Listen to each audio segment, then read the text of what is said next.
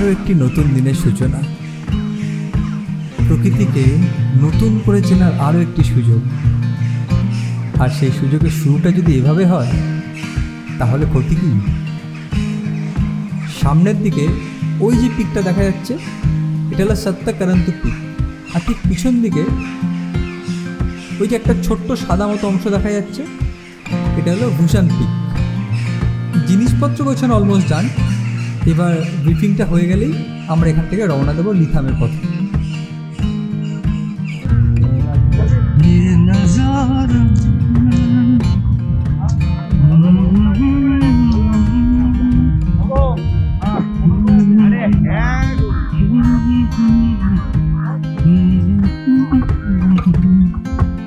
এই স্নিগ্ধতায় মোরা সকালটার সৌন্দর্য অনুভব করার জন্য একটা সরল দৃষ্টি যথেষ্ট।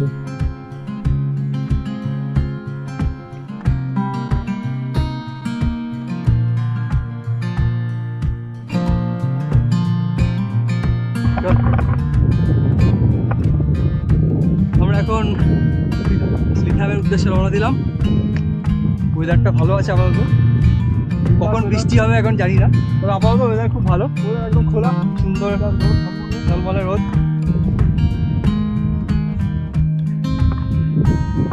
রাজ আমার সাথে আছে। কালকে 4টের সময় আমাকে তুলেছিল, ভয়ে বাইরে যেতে পারছিল না। এই শীতে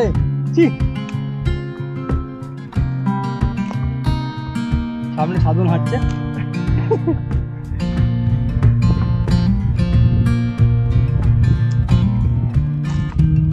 আজকে কত kilometre? 5 kilometre trek.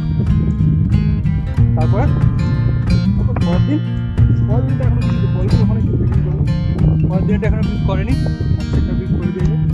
5 kilometre trek, ওখানে গিয়ে ক্যাম্প। দেখা যাক কি হয়। এই যে সাধন দাঁড়িয়ে আছে, না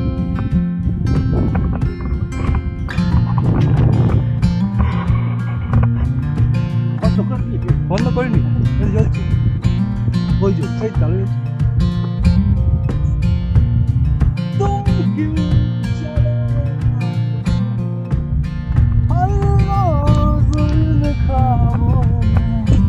চুপকে সে আভি যাও মেরি বাহোं। মজা তো তখন পাওয়া যায় না যখন আমরা পৌঁছে যাই, ওটা পাওয়া যায় পৌঁছানোর পথে। তেমনই আমরা কোনো কোনো সময় ভবিষ্যতের কথা চিন্তা করেই কাটিয়ে দিই, কিংবা অতীতের কথা ভেবে কষ্ট পাই আর উপেক্ষা করে ফেলি বর্তমানকে। বিকেল তখন 3টে ছুঁই ছুঁই। ওয়েদারটাও আমাদের সাথে প্রায় সখ্য হয়ে চলেছে। ছেঁড়া চাদর দিয়ে মোড়া পাহাড়টা যেন আমাদেরই অপেক্ষায় দাঁড়িয়ে আছে। এটা হলো মোহিত, আর এটা হলো মাউন্টেন। পৃথিবীর এই একমাত্র মাউন্টেন যে রাস্তাতে চলাফেরা করতে পারে। পাহাড়গুলি এই পৃথিবীতে আমরা যে কতটা ছোট তারই একটি অনুস্মারক। 11,500 ফিট। আমরা এখন লিথামে দাঁড়িয়ে আছি। পিছু পিছু কৌশিকদাও চলে এসছে। পিছনে বাপ্পাদা এই প্রকৃতির শোভায় মুগ্ধ হয়ে দাঁড়িয়ে আছে। সত্যি পাহাড়ে মানুষ নিজেকে খুঁজতে যায়, আর তারই মাঝে কখন যে নিজেকে হারিয়ে ফেলে সে নিজেও টের পায় না।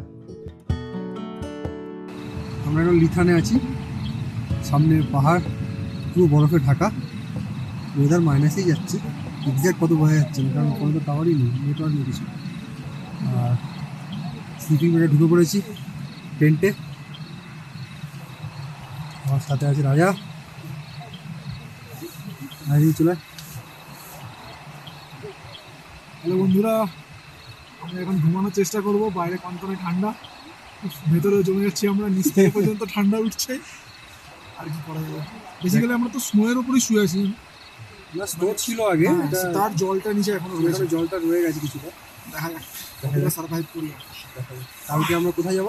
কালকে আমরা যাব চন্দ্রনাহন লেক। কালকে চন্দ্রনাহন লেক, চন্দ্রনাহন লেকে যাব। তো ওখানে চন্দ্রনাহন চন্দ্রনাহন, হিন্দিতে চন্দ্রনাহন বলে। চন্দ্রনাহন লেকে যাব। এই অলমোস্ট 4 কিলোমিটার নাকি? 8 kilometre up and down. Up and down 8 kilometre trek আছে হালকা। তারপরে কালকে দিনটা পুরো রেস্ট। সকালবেলা বেরিয়ে যাবো 7টার দিকে, লাঞ্চ এখানে এসে, তারপর সারাদিন রেস্ট। পরের দিন আমরা যাবো কোথায়? ওই দিন আমরা যাবো লোয়ার ডুমডা। লোয়ার ডুমডা লোয়ার ডুমডা, ওখানে আমাদের বেস ক্যাম্প হবে। ওখানে ক্যাম্প হওয়ার পরে পরের দিন আমরা সামিটের জন্য অ্যাটেন্ড করবো 2টোর সময়। রাত 2টো থেকে আমরা সামিটের জন্য অ্যাটেন্ড করবো। ওটা কোথায়? ওটা বুরানঘাটি পাস। পুরানঘাটি পাস। চলো, বেস্ট অফ লাক, দেখা যাক কি হয়।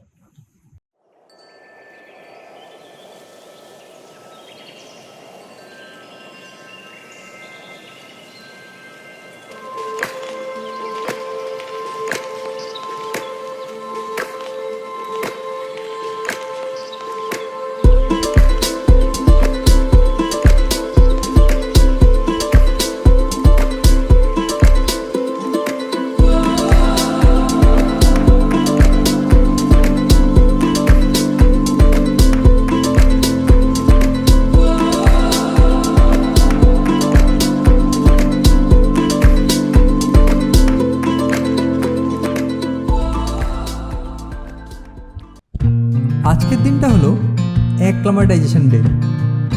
আমরা এখন আছি 11,800 ফিটে, আর বুরান পাস হলো 15,000 ফিট। তাই এত কম সময়ের মধ্যে অলমোস্ট 3,000 ফিট গেইন করার মতো রিস্ক গাড়িটা নিতে চায় না। তাই চন্দ্রহান ট্রেকটা রাখা হয়, যার উচ্চতা 13,200 ফিট। নিজেদের শারীরিক অবস্থান বোঝার জন্য এটা খুবই দরকার, কারণ এখান থেকে যদি একবার বুরানের উদ্দেশ্যে বেরিয়ে পড়া হয় তখন ওখান থেকে ফেরা মুশকিল হয়ে যায়।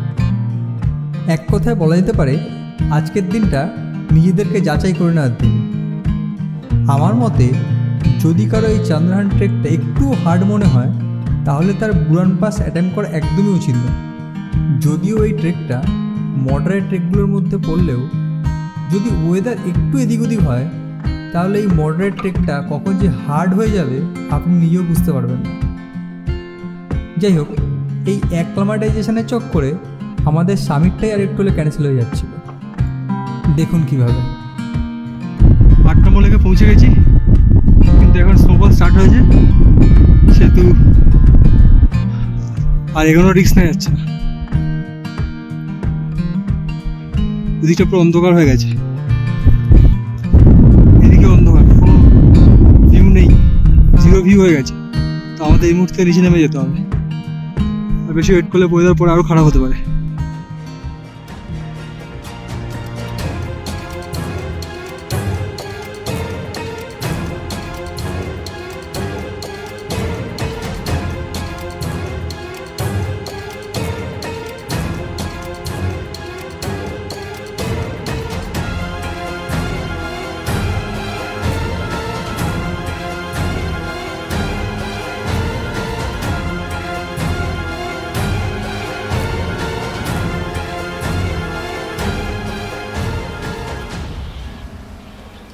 এরকম একটা স্কেয়ারি ওয়েদারের মাঝে পড়ে আমাদের সমস্ত ইকুইপমেন্ট, মাথার টুপি, জ্যাকেট থেকে শুরু করে পায়ের জুতো, মোজা সব কিছু ভিজে গিয়েছিল। পাহাড়ে এসে কেউ কোনোদিনই এই ওয়েদারটাকে এক্সপেক্ট করে না, আর তারই মাঝে আমাদের এরকম একটা জায়গা থেকে নামতে হচ্ছে যেটা পাথরে পুরো ভর্তি এবং পাথরগুলো বৃষ্টিতে ভিজে পুরো পিছল হয়ে গেছে। একটু অসাবধান হলেই বিপদ। আমাদের সব ইকুইপমেন্টগুলোর সাথে সাথে জুতোটাও ভিজে যাওয়ার জন্য সকালের যাত্রাপথ প্রায় অনিশ্চিত হয়ে পড়েছিল। সকালের ওয়েদারের অপেক্ষা করা ছাড়া আমাদের আর কোনো উপায় ছিল না। কিন্তু अगर कोई चीज़ को दिल से चाहो तो पूरी कायनात उसे तुम्हें मिलाने की कोशिश में लग जाती है। রৌদ্রোজ্জ্বল সকালটা যেন 2 হাত ভরে আমাদেরকে স্বাগত জানায়, আর আমরাও সেই ঝলমলে রোদে আমাদের ইকুইপমেন্টগুলো যে যতটা সম্ভব শুকিয়ে নেওয়ার চেষ্টা করি। কিন্তু দুঃখের বিষয়, এরই মাঝে আমাদের কিছু সিনিয়র দাদারা নিচে নেমে যাওয়ার প্ল্যান করে ফেলে। তারা আর ওখান থেকে সামনে এগোতে চায় না। মনটা একটু খারাপ লাগলেও আমাদের ওদেরকে গুড বাই করা ছাড়া আর কোনো অপশান ছিল না। এখন আমরা আছি লিটংয়ে। তো আমরা এসেছিলাম 16 জন, তাই তো 16 জন এসেছিলাম বাসের জন্য। তো এখান থেকে 5 জন ডাউন। রিটার্ন করছে। আমাদের আগের দিন আমরা গেছিলাম চন্দ্রভান লেক। তো ওখানে যাওয়ার পর ওরা বুঝতে পেরেছে যে আর মানে পরেরটা সাবমিটটা করতে পারবে না মেবি, তাই জন্য ওরা নিচে চলে যাচ্ছে। আজকে আমরা যাবো লোয়ার ডুন্ডা, নেক্সট দিন আমরা সাবমিটের জন্য ট্রাই করি। মনে অদম্য সাহস আর অজানাকে জানার কৌতূহলে পায়ে প্লাস্টিক জড়িয়ে তার উপর ভেজা জুতো পরে আমরা যাত্রা শুরু করলাম লোয়ার ডুন্ডার উদ্দেশ্যে।